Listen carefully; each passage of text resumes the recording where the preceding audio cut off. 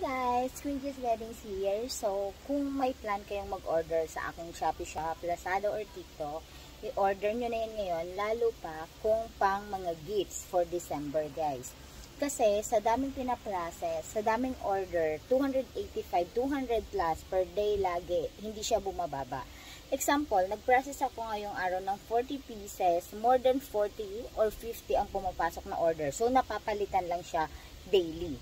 Kaya hindi siya bumababa ng 200 pieces or 200 person yung may mga order daily. Okay po. So, yung 200 na yan guys, uunahin ko yan. So, first come, first made. So, may mga schedule yan ng shipment.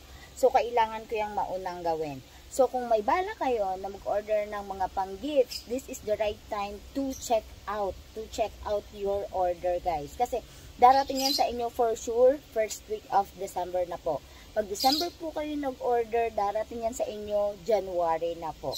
So, I'll give a reminder or a note sa lahat ng mga buyers ng Quincy's Weddings na mag-order po kayo ahead of time dahil sobrang dami po ng pinaprocess ko po. So, ayaw kong sisihin nyo ako na hindi dumating sa tamang oras yung pang-gift nyo, kaya sinasabihan ko kayo, order now, order ahead of time. So, kung i-gift nyo for December, i-order nyo na yun ngayon dahil darating yan sa inyong first week of December. Mag-order kayo sa December, darating yan sa inyo January na po. Okay po? So, ang shop ko ay hindi pang mabilisan. Actually, it takes 7 days process para hindi ako gawin sa oras, plus shipping pa po yan. Okay? So, ginagawa ko, alam nyo naman na ginagawa ko lahat ng items ko. Ayan, sobrang daming orders. Nakikita nyo na 285 ang order at this moment.